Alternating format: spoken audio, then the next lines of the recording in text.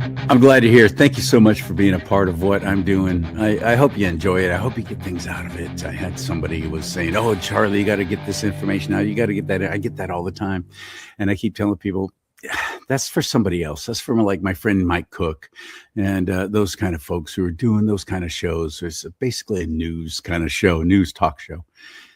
I just do interviews. That's what I like to do. I love to hear somebody else tell me about what's going on and educate me as well. I haven't had very many guests as good at that as Arthur Schaper, and he's involved with an organization that I just am enamored with. I think they're amazing. That's massresistance.org. Who? What is that? Well, if you haven't been watching any of my shows with Arthur, we're going to get even more in depth with that, and the legal battles that they're presenting, and the information that they're getting out is all about God, family, country, but digging deeper than that, really focusing on God, God's will, God's godly civics. Like that one pastor I had on talked about godly civics. That's it. Bible-based decisions on how we're going to vote, how we should vote, bringing the Lord into things, his will to be done on earth as it is in heaven, as Jesus told us to pray. I pray for that as well. How is that going to be entailed? How is that going to happen? You can get an idea by reading the book of Revelation, which I believe we're in the middle. We're in that, maybe in the beginning of that. We can argue that point back and forth all day, but it's happening. It's happening. And I want to be on the right side.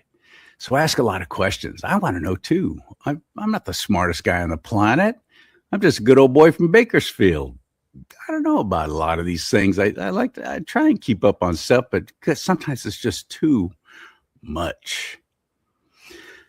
So getting Arthur Schaper on the show and having him help me get narrow focused on these different topics that are vitally important to the future of our United States of America. And as our country goes, so goes the rest of the world. I really believe that, which is why they want to take America down. They, the left, doing the devil's work just as quickly as possible, for his time is short. That's the enemy we're fighting. That's the enemy I'm praying against. That's the enemy I'm putting guests on who have that same mindset. So thanks for coming along for the ride. I want to get him into the mix. There's things to talk about. What's happening in the Supreme Court on Do Not Talk. Are you ready? Hit it. Yeah!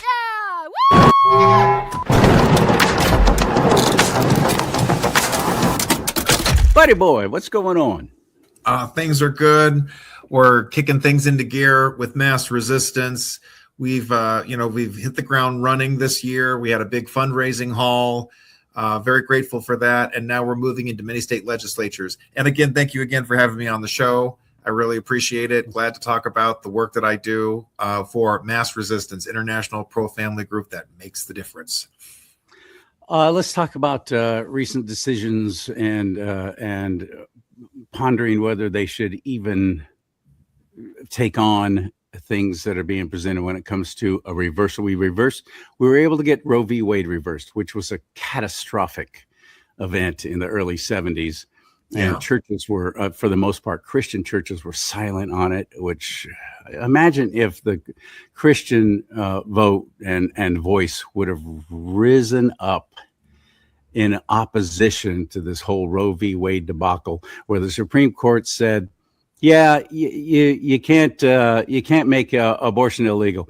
So the media took that immediately and ran with it and said, oh, abortion's legal. Supreme Court said so. And then it was like they unleashed Planned Parenthood on the world. And most of us were saying, well, I was just a kid when this happened. But I remember, people were saying that, as long as my dollars don't pay for it. I don't want my tax dollars paying for abortion. Well, how long did that last before our tax dollars were paying for abortion?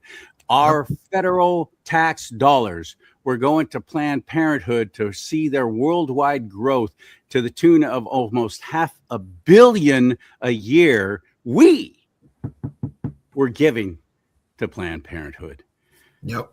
But that was reversed. Who would have ever thought that would happen? That was reversed. Thank you, President Trump. Thank you, current Supreme Court, for actually bringing that back, looking at it and saying, that wasn't right.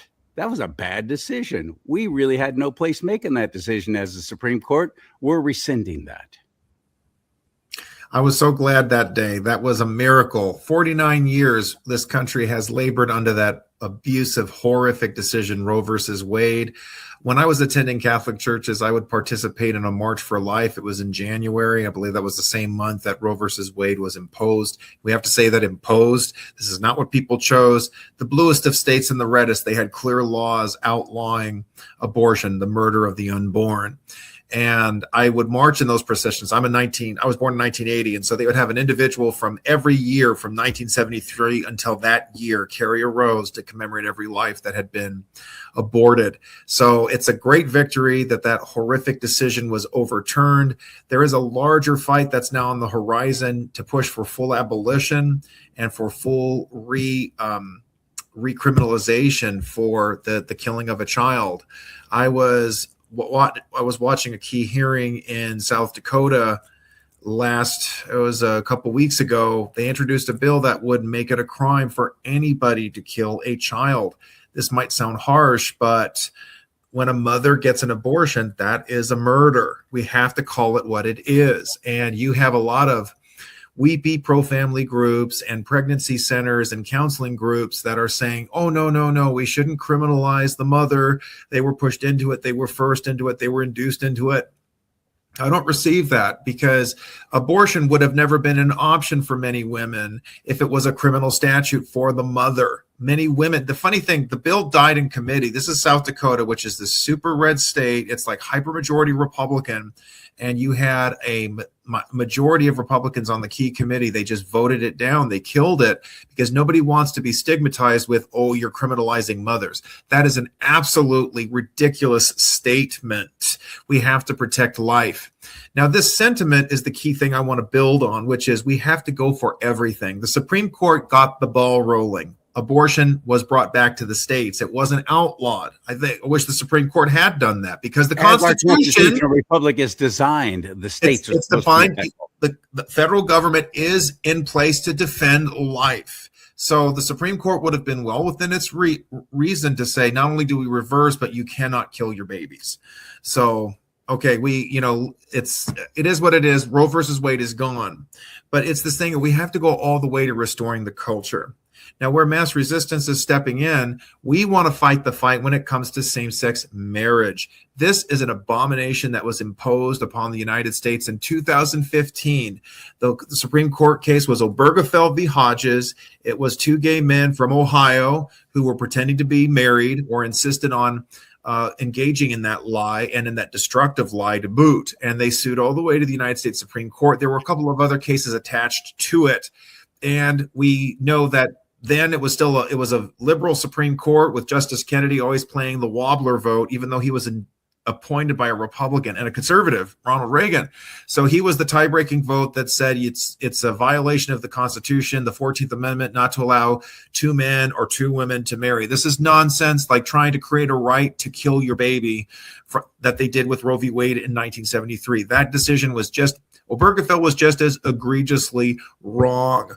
And so mass resistance, we've been committed to overturning that decision and undermining the fraud that anybody can marry anybody. This is a patently destructive agenda. Everybody said 10, 11 years ago, well, this is just about two adults. Love is love. They just want to be able to celebrate their relationship. Why can't they have that? And look where we are now. Children are being taught about homosexual sex, transgenderism, sodomy, all kinds of sexual degeneracies, BDSM. It's in the schools. It's in the libraries. All these parents who are protesting against school boards and library boards for having pornographic materials, which mass resistance has also been fighting, by the way. All of this has happened because they normalized the notion that two men could abuse each other and call it a marriage, that two women could abuse each other and call it a marriage. A lot of pro-family groups, it's only recently, I'll talk about that other segment later, but by and large, pro-family groups were not going to the core of the problem, which is that they redefined marriage to normalize homosexuality.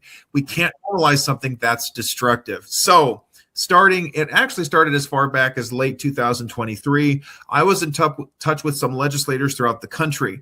I drafted a resolution against Obergefell v. Hodges. I drew upon the dissenting opinions offered by Scalia, Alito, Thomas, and even John Roberts. Those were the four who dissented in that opinion. We shopped it around. One legislator was open to it. Then came 2024, and she said, I can't do it this year. The time isn't right. That same legislator came back to me at the end of 2024. And I think that Trump's success was a part of that. I really do. There was a real resurgence of we can shape the culture again. Trump is back in the White House. So we started in Idaho. We had State Rep Heather Scott. She introduced our resolution. And in North Dakota, we had a state rep named Bill Twite. And we had worked with these legislators in the past. They had either passed or supported bills to ban the sex mutilation of minors, to keep obscene books away from kids, to put an end to creepy men going into women's sports and spaces. These legislators had been on the forefront of those fights. And so we would go to these bold conservative legislators in the different states and say, would you like to go to the next level? Let's get a resolution where the state legislature calls upon the Supreme Court to review and reverse Obergefell. And they were willing to do it. We got the ball rolling in 2025. We had filed resolutions in Idaho, North Dakota, Montana, South Dakota. We have filed resolutions in Iowa, Michigan, and Mississippi. Going into this year, we are expanding the map. We are looking at Louisiana, South Carolina. We're looking at Georgia. We tried Florida. The deadline passed. We're going to try again next year. Different states, they have very temperamental deadlines. It's interesting. Some states you have to file a bill before the legislative session even starts. So we do the best we can. We're trying to build relationships with different legislators. I've talked to people in West Virginia, in Pennsylvania. And I mentioned Michigan before. Michigan and Iowa are special because you can file a bill in 25 and it will carry into 26, the whole session. It lasts the whole year. So we've got those two resolutions. Iowa is very interesting. We are reaching out to big time pro-family groups in that state. We were talking about the Family Leader, the Iowa Baptist, the Iowa Faith and Freedom Coalition. I've been able to get in touch with these groups. And they said to me, we didn't even know about this resolution. And so they signed on and they've endorsed it. Now, getting groups on the outside is one thing. Our next step is we have activists in these states going to the legislatures, forming the relationships, pushing on the representatives. You've got to move this. And what is so fascinating about this, going back to last year, we got so much coverage. New York Times, Washington Post, we had Christian Science Monitor, we had Yahoo, USA Today. All of these news sites, they reached out to us. They interviewed us. They said, you guys are starting this fight. Why? Because that's what mass resistance has been committed to. We want to go to the core of the problem. We want to correct what has been wronged or what has been distorted. And you got to do that by restoring the natural definition of family. So that's been a big project. That's been something we've been heavily invested in just the last 2 months already, building on all the stuff we started last year. My career in the media, I've got a long history of saying and doing controversial things. Before I got saved, it was always to get higher ratings and to push the envelope. After I got saved, it was to promote Christ and God's kingdom. I've never experienced such resistance and pushback and hate as I have from taking those kind of stands than I ever did before. And the worst one, the one where I experienced my first time getting death threats, boycotts of the radio station, television station, and other station that was in the building. That was when I worked for ABC in San Francisco, California. The pushback was amazing, and that was merely because I said on the air that how ridiculous it was that the San Francisco City Council had made it a law that in the city limits that you could not send some dude who showed up to work cross-dressing as a woman. You couldn't send him home and go, dress like a man. You're working for us. Yeah, we don't want that here in our business.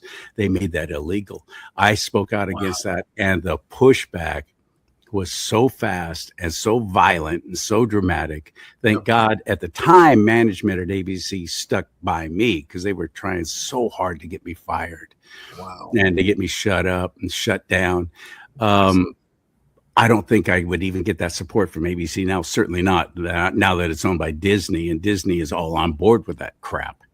Obviously. It's interesting you bring up Disney because Orlando usually had gay days, which is so creepy just to have, you have these adult gay men with all of their problems, and they're going to Orlando, which is supposed to be a family-friendly venue. Shame on Disney. They do this in lots of their venues. But this year, they lost all their corporate sponsors. Nobody wanted to support them. So that is a huge win.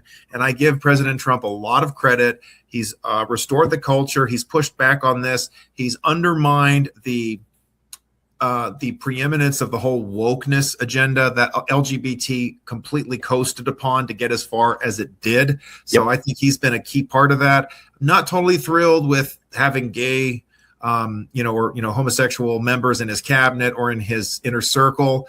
I do think, however, that they ironically are undermining the whole gay cause. Nobody could tell that Scott Bessent is gay, and he's undermined just about every gay cause. So I think that's kind of interesting. Rick Grenell is the only one I really don't like. He fired a Christian from the Kennedy Center simply for having a stance on natural or biblical marriage. I think Mr. Grenell needs to be shown the exit. He's the big you and me both.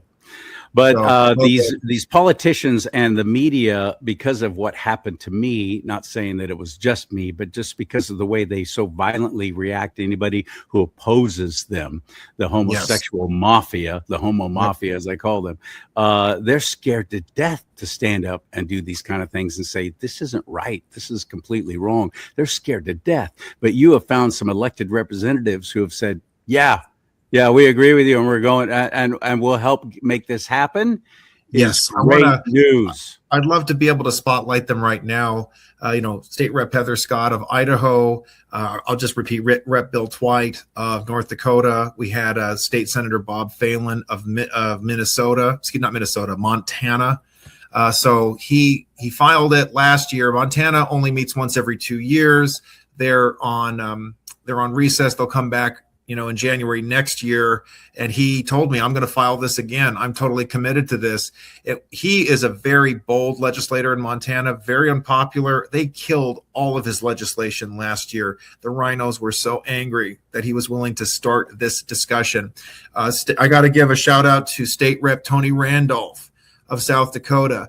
He has carried our resolution 2 years in a row. 2 years in a row. And he is the only black man in the South Dakota state legislature. So take that, Democrats. Everybody's always complaining about diversity. Nobody, not anybody, the NAACP, there was no black interest group in the country that celebrated State Rep Randolph when he was elected to the South Dakota legislature, because he's not the right kind of black person.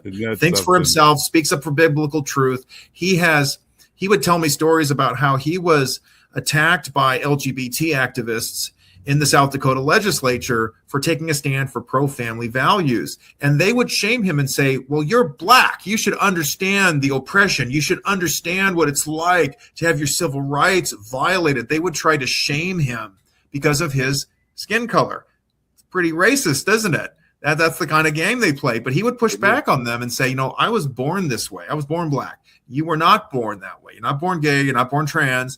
And he was more than happy to carry our resolution. The true story, I submitted our resolution to there's a South Dakota Freedom Caucus group, and I submitted it to the leadership, and I said, we would like someone to carry this. And Senator State Rep Randolph wrote to me, and he said, I'll carry it. I didn't reach out to him. He reached out to me and said, I'll carry it. And so he's done it 2 years in a row. And this, briefly talking about South Dakota, I told you how the South Dakota, it was the House Health and Services Committee. They killed the abolition of abortion bill. Well, they've killed our resolution against Obergefell, not once, but twice. It is a travesty. This is a state that is super red, hyper red. I mean, it is so red. Okay, it's the House Judiciary Committee that was listening to our resolution. Okay, in the past, it had one Democrat. Well, this year, that one Democrat became a Republican. So there are no Democrats on this committee. The Democratic Party is dead in South Dakota. There is no two ways about it.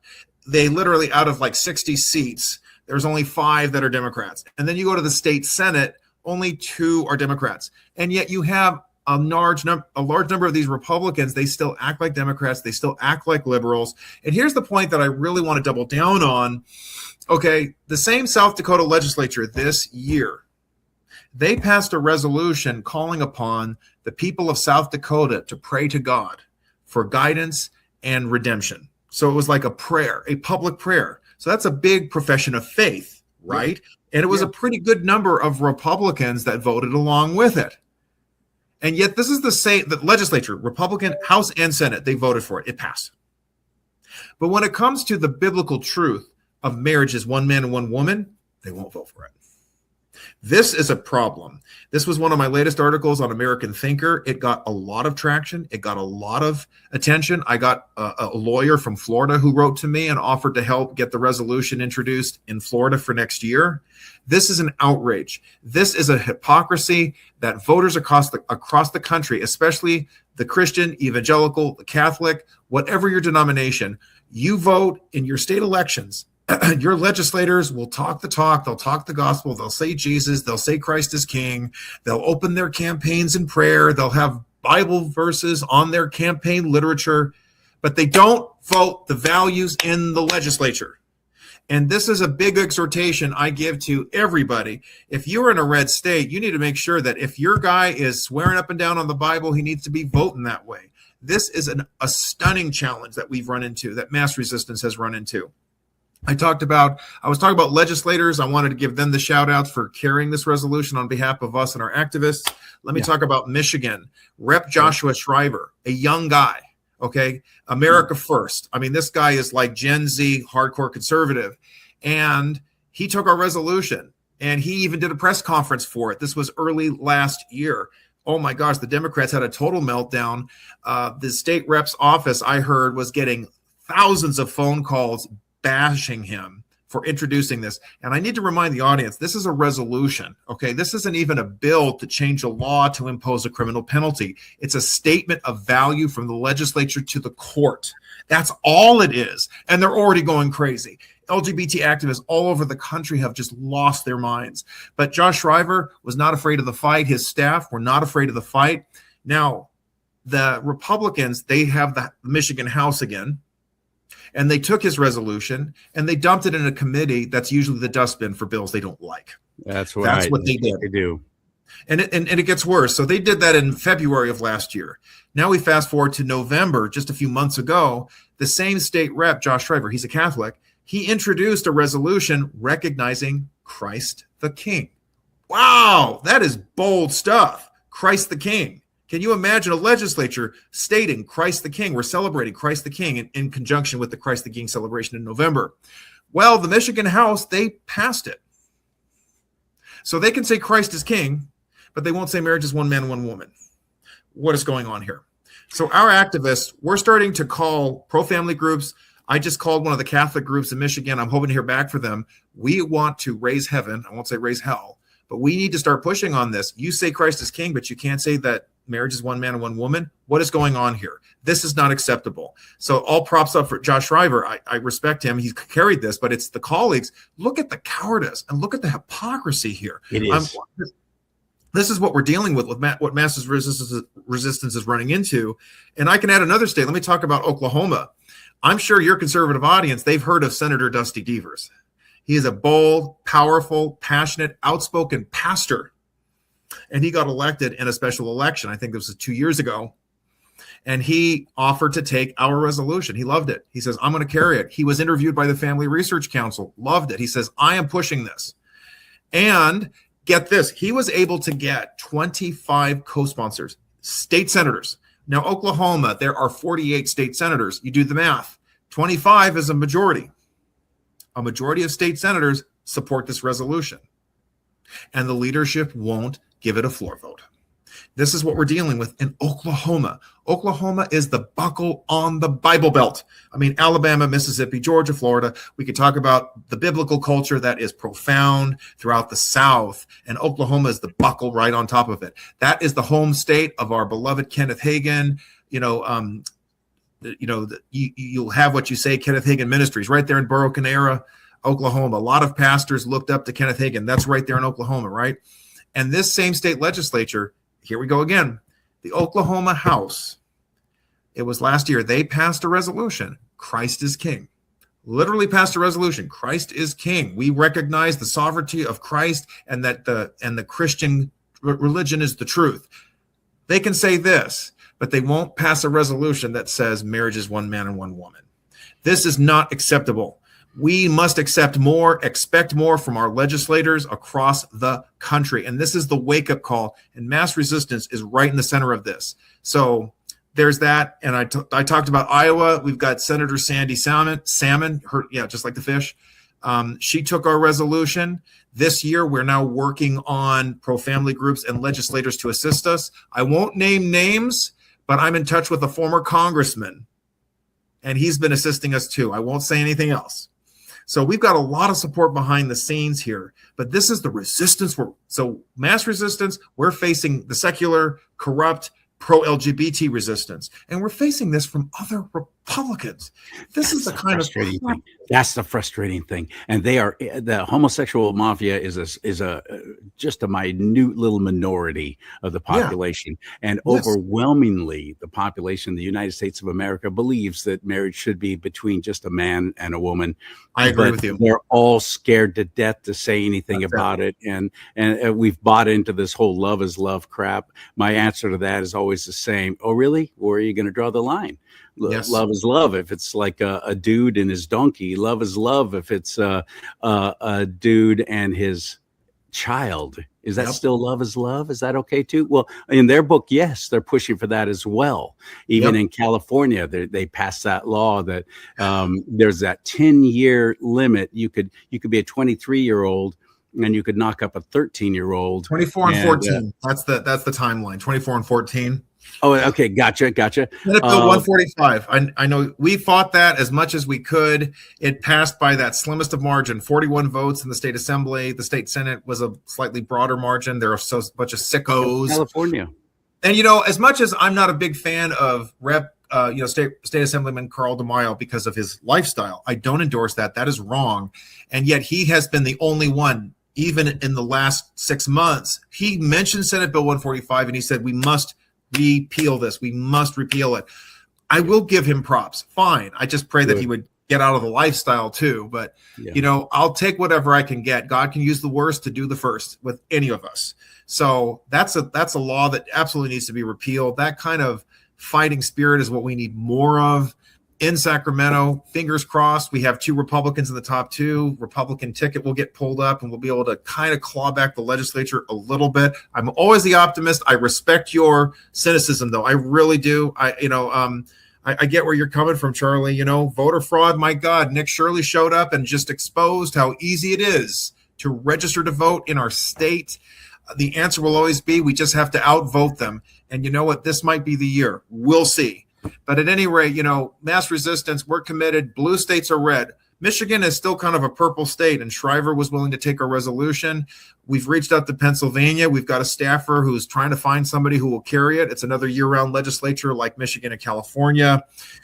We have people in Maryland. Maryland is horribly blue. My God, it's so bad. The river stinks. The sewers have all flooded the Potomac. And this is horrible. This is the cradle of our republic, and they're treating it like a dump, like a toilet. That's how bad it is in Maryland. And it all flows down from the moral sewage, the moral collapse that has come out of Annapolis. But we're even going to fight there. We want our resolution against Obergefell in blue states and red. It's time to take a stand. They must overturn this. Now, here's mass resistance. We started this. We stepped up early and said, we're going to go to the belly of the beast. We're going to go to the heart of the matter. Now, in the last 2 months, another group has emerged on the scene called Greater Than. There's been some reports on it, some articles. Katie Faust and a coalition of other pro-family groups and conservative activists like Michael Knowles and Daily Signal, the Family Research Council. One of the group members suggested that we reach out and join this. They want Greater Than. Children's needs are greater than adults' desires. That's the idea. They want to Good. end same-sex marriage with the basis on the needs of the child. Now, mass resistance, one of the members considered and asked us, he said, why don't you join too? And you know what? Our president, Brian Kammacher, he said, no. Now, does it sound, are we trying to be arbitrary, out of line? Are we trying to be marginal? Are we trying to be difficult? No, there's a reason why. And we need to talk about this. This is something we're going to be making. I've been getting so many people calling me, aren't you going to join Greater Than? Have you heard about Greater Than? So here's the problem. The Greater Than movement, which just initiated, they are proceeding from this basis. We need to focus on the needs of the child. Every child needs a mom and a dad. Absolutely true. And that is an underreported reality. But we have the research now after 10 years. I agree with it. In fact, it was a profound point. I've talked to Katie Faust personally. And I said, thank you. This is a great point. But Brian then stepped in. And Brian knows some of the legal channels that were involved in the Obergefell decision when they were defending natural marriage, when they were defending the state amendments, which defined marriage as one man and one woman. And what happens is you had some of the legal staff, they were saying to the public, or they were saying to their supporters, we are going to focus on every kid needs a mom and a dad. That was going to be their arguments before the Supreme Court. And not just because of the truthful aspect, not just because of the emotional pull, but because, in their words, they didn't want to seem homophobic. They were worried about looking bad. They were worried about seeing hostile or hateful or harmful to a certain population. And what happened? It failed. As we know, as we are here today, Obergefell struck down all of the natural definitions of marriage in all of those state constitutions. It failed. If you want to fight this same-sex marriage fight, you have to go to the core of the problem. You have to be able to state homosexuality is a wrong. It's a perversion. It's a response to trauma. It's not an identity. And this is what pro-family groups routinely want to avoid. They don't want to have this discussion. Every kid needs a mom and a dad. But then you can open up the discussion. Well, not every kid has a mom and a dad. Is it the end of the world for them? No. Not every kid knows their mom and their dad. Is it the end of the world? No. You have to get to the heart of the matter, because the whole gay marriage movement, it wasn't even about marriage. It was about, I have a right to be attracted to the same sex, and you have to celebrate it. You have to be okay with it. That's what the agenda really is. It is a Stalinist tyranny. Yes. And I have spoken, I can speak from personal experience. Hermosa Beach, California. I was at one of the town halls for the creepy congressman, Henry Waxman. Unfortunately, he became my congressman for 2 years. Horrible Henry Waxman. And I ran into a gay activist at that town hall. In those days, I was Mr. Live and Let Live. I wasn't involved with master resistance. I didn't even think twice about marriage and family. And I'm talking to this guy, and he's like, he talked about how he was gay and he was, in for gay rights and stuff. And it was a civil conversation. And I used a very simple word. I said, well, let's just go with tolerance. Okay, you be married to whatever and just leave me alone. I've never forgotten this. Maybe I've told this story before, but it's worth telling again. He literally said, no, I will not accept tolerance. You have to accept me. There it is. You have to accept me. That's what he said. And that's what all of this is. It's not just about marriage. It's about you have to accept a lie, a destructive lie, a public order perversion, and you have to bear the consequences. And if you don't, you get canceled, you get shut down, you go to jail. Look at Kim Davis. When she didn't issue those fake marriage licenses to those false couples, she went to jail. You could talk to Barron L. Stutzman. You can talk to the New Mexico photographers. You can talk to, in your own hometown of Bakersfield, there's a baker there. She was dragged through the courts over the whole human rights issue because she wouldn't bake a cake for the fake wedding. That's what it comes down to, folks. It's a Stalinist tyranny shoved down our throats. And, we're past the point where can't you have your marriage and let me have my life? No, it's over. The whole civil rights schematic has ruined our constitutional net order so that it's forced people. If there's disparate impact, if there's a hint of discrimination, you have to change, you have to pay the fine, you have to adjust. No, The answer is we have to pull the plug on all of this. We have to go back to a natural order. And mass resistance, we stress that. We're grateful for the religious sentiment of all of these legislators, of all of the activists, but we've always based our argument on natural law, natural order, facts, evidence, research, reality. There's no gay gene. You don't get to redefine marriage. You don't get to undermine society. And you certainly don't get to shove it in my face. Like what happened to you, CharLee, at the ABC station when you simply stated, what is this? And what you just talked about. I mean, the businesses had to allow the creepy man to wear a dress. They had to put up with that. You see, it's total Stalinist tyranny. And this is all because homosexuals said, I want to marry the man I love, or I want to marry the woman I love. This isn't love is love. It's we love and you got to live with it. It's we love or you die. That's really what it is. And this is exactly right. And in California, they already had all the same rights as a married couple. It was considered a union. They recognized the union, but they never used the word marriage. Why was it so important for them to call it marriage? Well, I think that was a direct attack against God's church, God's people, and God's will and his word. That was a direct attack against the Lord, is what that was all about. And it's now look what we have, all the confusions about who's a husband, who's a wife, who's a man, who's a woman, who's this, who's that. It's just, and as Arthur brought up earlier, some of the examples of how far they have pushed it in such a short period of time shows you how intricately important that is, that we don't have that decision remain in the Supreme Court that, gay marriage, homosexual marriage, it's okay. You go ahead and do what you want. No, we cannot take that stand. As a nation, we have to take a stand for what is right, or we will fall. We will fall. I want to make this appeal to every audience member. If you're Jew, Hindu, Muslim, if you're agnostic, it still affects you, because I've met people who are, lack of a better term, I met a guy from Nevada by way of Michigan, and I guess he was a civic religionist, or like a deist. He wasn't a Christian, didn't care for, biblical truth, but it really came down to, you don't have a right to, sodomy is a violation of the natural order, and you don't have a right to make me okay with it, because it's not okay.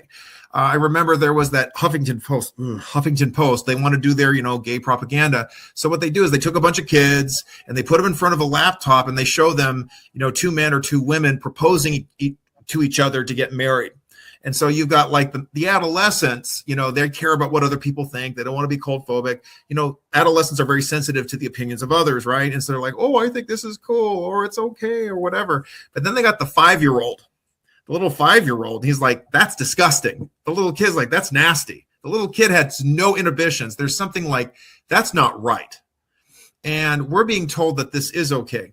I don't know if I've shared this story, but it's worth sharing regardless. Brian, the president of Mass Resistance, he grew up in Venice, Florida. Okay. So he was there in Venice, Florida, at Venice High School when integration occurred. So the black and white kids had been going to different schools. They all started going to the same school. It didn't require presentations. It didn't require conventions or convocations or trainings. It was just done because human nature, human societies of different skin colors had been interacting with each other for centuries, for millennia. In fact, it was abnormal to separate the groups. That's what was crazy and silly.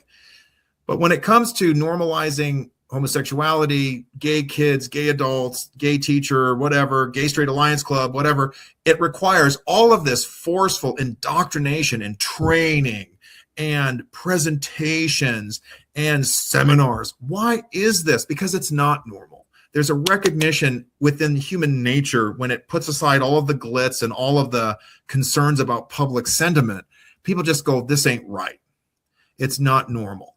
And this is what we've been told or forced into believing otherwise. And now people are terrified to say something because they'll be attacked, pilloried, lose their job like what they tried to do to you.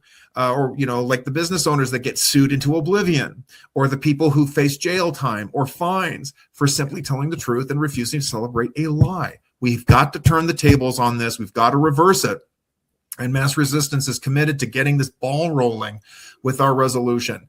And now, like with what happened in South Dakota, we're doubling down, going after these cowardly legislators who won't stand for biblical truth, won't stand for natural law, won't uphold the Constitution, that is based on natural law, where no authority is given to the federal government to define, let alone redefine marriage. We cannot settle for these half measures and this cowardice. Amen. The leader of mass resistance, the one who started it all, Brian, what's his last name? Brian Kamiker. Yes. Man, it'd be fun to get him on with you and me sometime in the future. I'd love to meet him. It's really something. I can share another story if you don't mind. I mean, he lived in Newton, Massachusetts. So he was born in Minnesota, Florida. Then he's now in Massachusetts. Mass resistance is in Massachusetts. Mass resistance started actually in Newton, Massachusetts, and that was a pretty left-wing town even for the early 1990s. But even in that city, they were able to take a stand against non-discrimination ordinances. They were able to repeal those. That was Barney Frank's town. Okay, we're talking creepy gay Congressman Barney Frank. He was from Newton. Yeah. And so he was running things, and Brian and the parents and the community he worked with, they were able to push back on all the gay stuff. This was in the late 1990s, early 2000s. Of course, with all the perverse Supreme Court decisions that were shoved down, that is what frustrated a lot of activists. We have to think outside the box, or we have to start rejecting the Supreme Court decision. That's what mass resistance is trying to do. This is what we're trying to push. I believe in our last video, you shared with the public our documentary. And I got to give it another plug. What gay marriage did to Massachusetts, all of the fallout, all of the moral collapse, all of the public order disarray, which occurred because of Oberga. That was the Goodridge opinion. That was the Massachusetts decision. The first state that imposed the travesty of same-sex marriage, that was in Massachusetts before the rest of the country was forced into it by Obergefell. And it was just a matter of 5 years. 2008, Brian was interviewed by Megyn Kelly before she turned into Grandma Groiber. She was interviewing him on Fox News, and they were mutilating kids. Even then, transgenderism was going on in Massachusetts as early as 2007. Okay, that's how long. This is the result. 4 years after same-sex marriage was imposed on the Commonwealth, they started mutilating kids. They started pushing the gay books on the kids. They started arresting parents who objected to their children being subjected to that garbage. We see it now happening all over the country. Folks, wake up. Join mass resistance. If you're in a state that I haven't listed yet, we don't have your resolution there. I'm working on Arkansas. I'm working on Kansas. I'm working on Missouri. I'm working on every state I can, blue or red. We want to get this going. We have got to take a stand against this perverse same-sex marriage nonsense. You mentioned a point earlier, CharLee. I appreciate it. Yes, majority of Republicans are now waking up. There was a point, majority of Republicans were okay with same-sex marriage. Those numbers are starting to collapse again. This is very important. And how this continues is we have to tell the truth. We have to tell the whole truth, not just about the needs of the kids. It does matter. I'm not diminishing that. Kids do need a mom and a dad, no doubt. But we have to be able to tell the truth about, hey, two men shacking up and hooking up is undermining the rest of our society. It's an attack on the church. It's an attack on the foundations of our culture. It's an attack on what's decent and true. And we've got a big fight ahead of us, because we got a lot of Republicans, supposedly the pro-family party, who have caved on this or don't want to talk about it. And as I shared with you, we've got legislatures that have voted down our resolution, refusing to even give it a hearing. This is a problem. We can't tolerate it. When did the term homophobic become such a cuss word that people completely shy away like a turtle pulling its head into its shell anytime somebody says, well, you're a homophobe? Phobic, fear of homosexuality. They say it's a fear of, well, you have your own homosexual tendencies, you're afraid of them. But they also listen. Now, see, that's interesting. I've had that card pulled, and I simply go, oh, so you acknowledge it's a perversion, and that just shuts them down. So you acknowledge it's a perversion. I love that. Shuts them down. They don't. I always say, no, I'm not afraid. No, I'm not afraid. No, it's not a phobia. Oh, thank you for bringing that up. I mean, the only thing I am afraid of, the only fear I have of the homosexual lifestyle and the promotion of it is the effect on children. That is legitimate. I don't diminish that for one every time. Yes, I am afraid of the homosexual community just because of what they do to children and deem it to be okay. And here's the thing, it's inseparable. Because you're going to have some homosexual activists, they want to say, well, we don't want to hurt the kids. We don't believe pedophilia is wrong, even though there's not a lot of strength behind that opposition or that disgust. That's very disturbing in itself.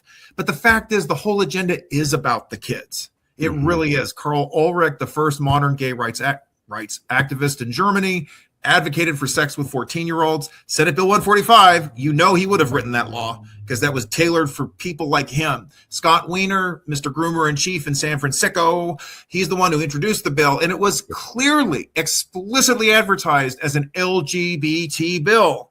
What is this? That they're trying to protect 24-year-olds who have sex with 14-year-olds and help them avoid the sex offender registry. That tells you everything. And if they are busted for it, it's only a misdemeanor, no longer a felony. That's the law in California now. It is. It's, and that the 20, and I was listening to another commentator. She was a Democrat. She's kind of moved to every Democrat who isn't crazy has basically moved to the right because all the Democrats have gone so woke. So you stay in the center, but you look like a right-wing nut job compared to the rest of them. We got to be careful of that, by the way. But she was even pointing out that there was something in the law. I have to look at it again, but she gave the impression that any adult could have sex with a minor. Yeah.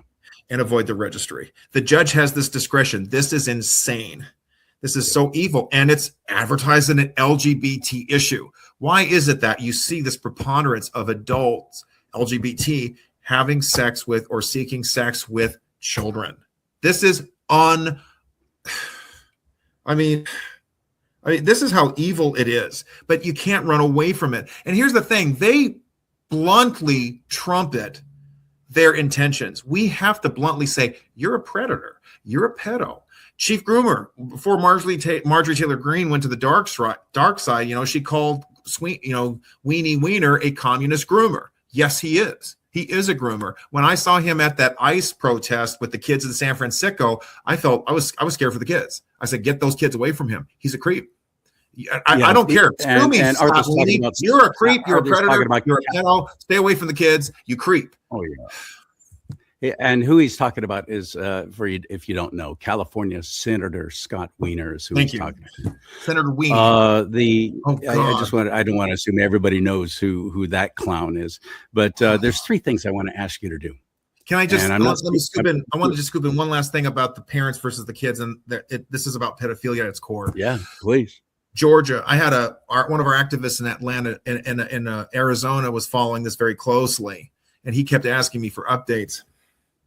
You had a gay couple, two men, in Georgia, in one of the suburbs outside of Atlanta. They were presented as like the ideal gay couple to show, hey, look, two men can be foster parents. They can adopt kids. They can provide these poor children a stable home. Oh, yeah. And those two guys, they not only repeatedly raped and abused the boys, but they trafficked the kids for sexual favors. They videotaped.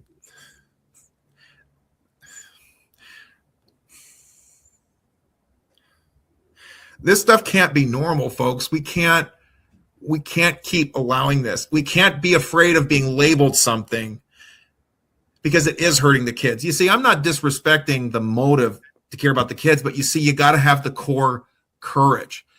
It's a perversion for two men to abuse each other. And it's inevitably about abusing kids. See, they're not having that discussion either. Greater Than is not talking about that. They're not talking about that either. They're just talking about the kids need a mom and a dad because they need the development. That's all true. But we have to have the courage to see the most incendiary truths about this.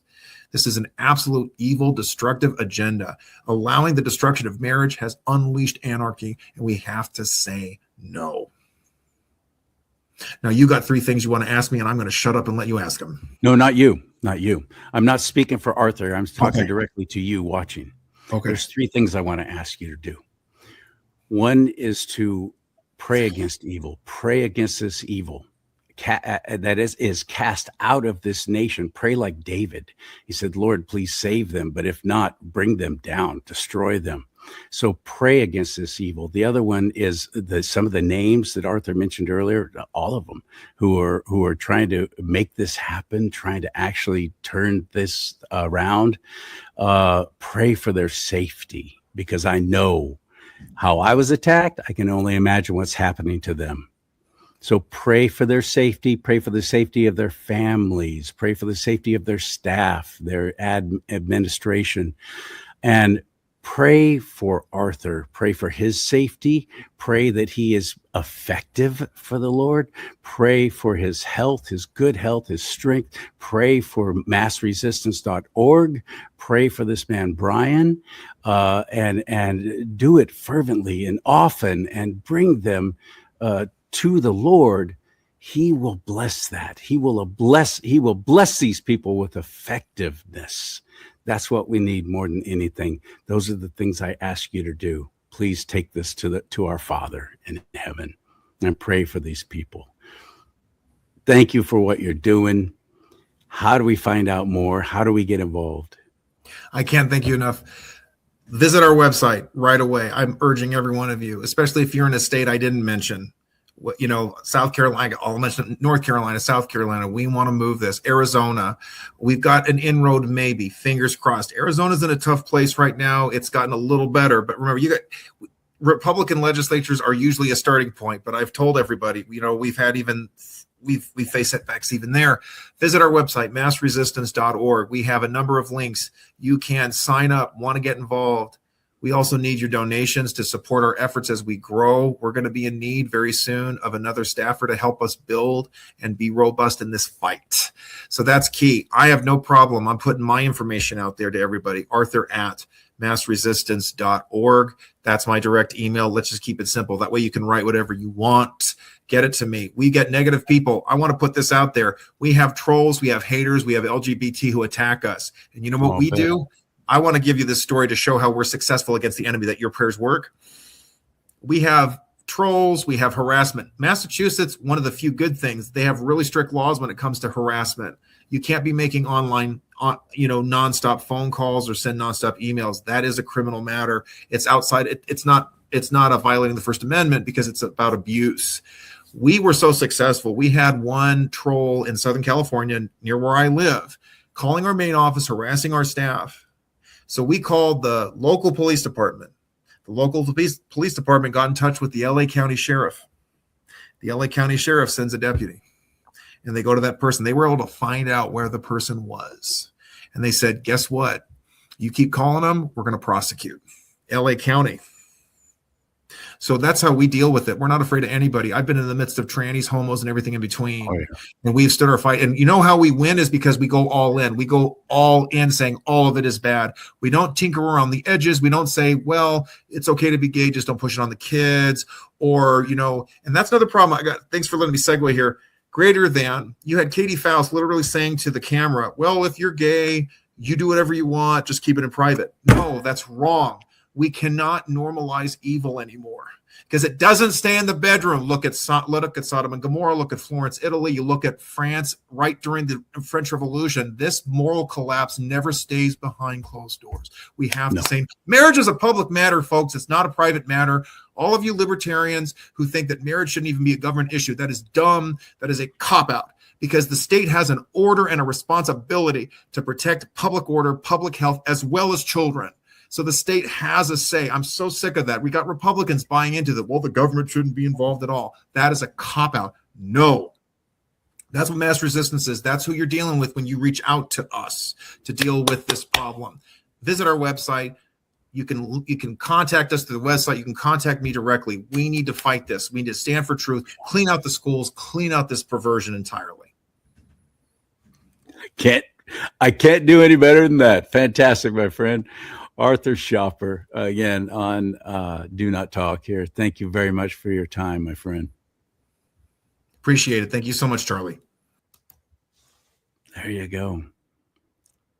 You want to get in touch with me, you want to contact me, or you want to schedule to be on the show, or you want to buy some merchandise like my awesome mug right here, my big old 15-ounce mug. Let's talk about politics and religion. Come on. Let's bring it. Don't be scared. You can do it. Put your back into it. Another hat you'll find on my website. Trump was right about everything. And that is at CharLeeSimons.com, CharLeeSimons.com. You can even give there as well if you want to help this ministry continue. Please do. Consider it. Pray about it. CharLeeSimons.com, CharLeeSimons.com. May God bless you and keep you. May God bless America. But most importantly, America bless God.